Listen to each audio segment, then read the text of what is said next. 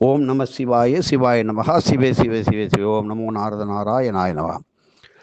நாம் இப்பொழுது சில மாதங்களுக்கு முன்பு சித்தர்கள் போஷிக்கும் வெவ்வேறு தெய்வ மூர்த்திகளுக்கு ஷண்மத தெய்வங்களுக்கு உரித்தான எளிமையான கிரிவல முறைகளை பற்றி பார்த்தோம். அதன் தொடர்ச்சியாக சூரிய பகவானுக்கு உரித்தான கிரிவல முறையை இங்கே பார்ப்போம். அர்ஜுனன் கிருஷ்ண பரமாத்மாவிடம் இருந்து கீத உபதேசம் பெற்றார் என்பது நமக்கு எல்லோருக்கும் தெரியும். அந்த விஷயம் இதை பற்றி தேட வேண்டாம். ஆனால் இந்த அர்ஜுனனுக்கு முன்னால் அந்த கீதோபதேசம் பெற்றது யார் என்று தெரியுமா என்று கேளுங்கள். ஒரு நிமிடம் சிந்தித்து பாருங்கள். இந்த அர்ஜுனனுக்கு கீத உபதேசத்தை பெறுவதற்கு முன்பே ஒருத்தர் பெற்றுவிட்டார். அவர்தான் ஸ்ரீ விவஸ்வான் என்கின்ற நாமத்தை கொண்ட சூரிய பகவானே ஆவார். இதுவரை தெரியாத ஒரு விஷயத்தை நீங்கள் மனதில் கொள்ள வேண்டும். அர்ஜுனனுக்குத்தான் கீதை உபதேசம் கொடுத்தார் என்பது அல்ல. அதற்கு முன்பாகவே விவஸ்வான் என்கின்ற சூரியனுக்கு 1000 பேர். அப்படிப்பட்ட பெயரை கொண்ட ஒரு சூரிய பகவானே இந்த கீதோபதேசம் பெற்றுவிட்டார். நாம் இப்பொழுது வாழ்ந்து கொண்டு இருப்பது ஸ்வேதவராக கல்பத்தின் 7வது மன்வந்தரமாகிய வைவஸ்வத மன்வந்தரத்தின் 28வது சதுர்யுகத்தின் கலியுகம் ஆகும். இதையே சங்கல்ப மந்திரத்திலே ஒவ்வொருத்தரும் சொல்லும்போது அட்டாபிகும் சதிதமே என்று சொல்லுகின்றோம். அதை நீங்கள் பார்ப்பீர்கள், கூறுவார்கள். முதல் சதுர்யுகத்தில் அப்பொழுதுதான் சூரிய பகவான் கிருஷ்ண பரமாத்மாவிடமிருந்து இந்த கீதோபதேசத்தை பெற்றார். மேலும் ஆதி காலத்தில் சூரிய பகவானும் சந்திர பகவானும் சேர்ந்துதான் நவகோள்களின் பணிகளை அவர்களே ஆற்றிக்கொண்டு இருந்தார்கள்.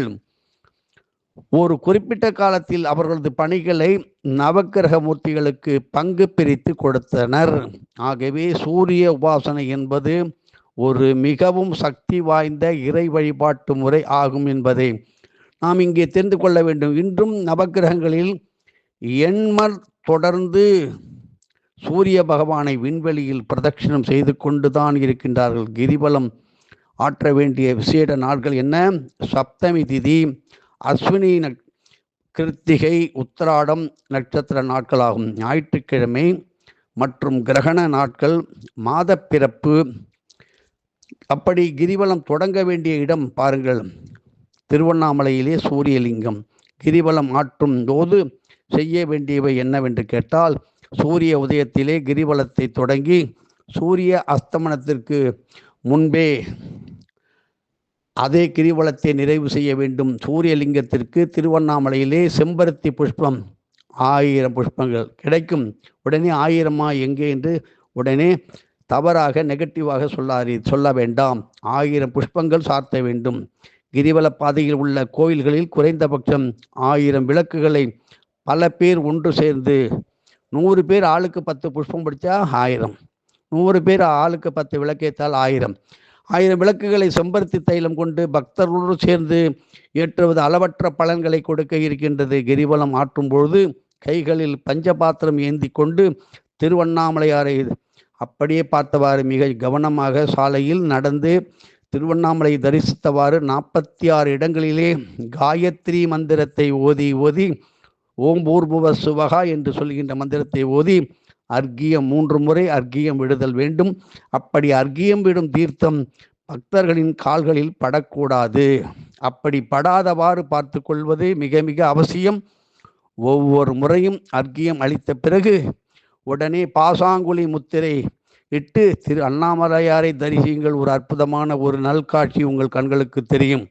கிரிவலம் ஆற்றும் பொழுது ஜபமாலை வைத்து கொண்டோ அல்லது பூணூல் அணிந்து உள்ளவர்கள் பூணூலின் பிரம்ம முடிச்சை பிடித்து கொண்டோ மானசீகமான அந்த முறையிலே காயத்ரி மந்திரம் ஜபித்த வண்ணம் செல்ல வேண்டும். பித்ருமுக்தி தீர்த்தம் இந்த பகுதியிலே அபய மண்டபத்திற்கு எதிர்பக்கமாக அந்த முனையிலே உள்ள பித்ருமுக்தி சக்தி வாய்ந்த தீர்த்த பகுதியிலே உங்களுடைய மூதாதையருக்கு தர்ப்பணம் செய்வது அளவற்ற பலன்களை தர இருக்கின்றது.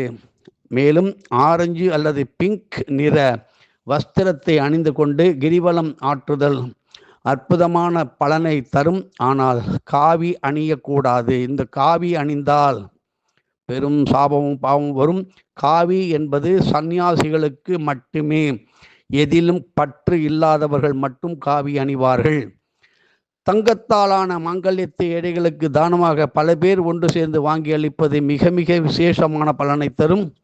கிரிவல பாதையை முடிந்த அளவு நமஸ்கார பிரதர்ஷனம் விழுந்து நாம் காலை நீட்டி தலையை வைத்து விழுந்து எழும்போது நமது தலைபாகம் நெற்றி பாகம் படும் இடத்தில் நின்று மீண்டும் அங்கிருந்து விழுந்து, அப்படி அதான் பிரதட்சண நமஸ்காரம் என்று சொல்வார்கள்.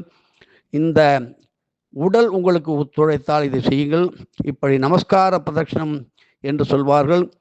இப்படி செய்வது மிக மிக அதீதமான பலன்களை அள்ளித்தரும். அன்னதான பொருட்கள் என்ன?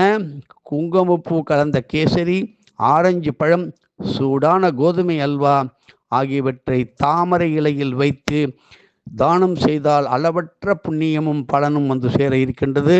இந்த கிரிவல முறையினை தொடர்ந்து பின்பற்றி வருவோருக்கு குரு அருளால் அகம் பிரம்மாஸ்மி என்னும் தத்துவத்தை ஆழமாக உணரும் வழிகள் பிறக்கும். யோக சாஸ்திரங்கள் கற்றுக் கொடுக்கும் வல்லுநர்கள், நல்ல ஆசிரியர்கள் தங்களது சீடர்களை அழைத்து சென்று செய்வது அவர்களுக்கு நல்ல வாழ்க்கையை தொட்டுக்காட்டி வழிகாட்டும் ஒரு நல்ல புண்ணியமும் ஆசிரியருக்கும் மாணவர்களுக்கும் வந்து சேரும். எதுவும் என்னுடையதல்ல, அனைத்தும் உன்னுடையது. அருளாளா அருணாச்சலா.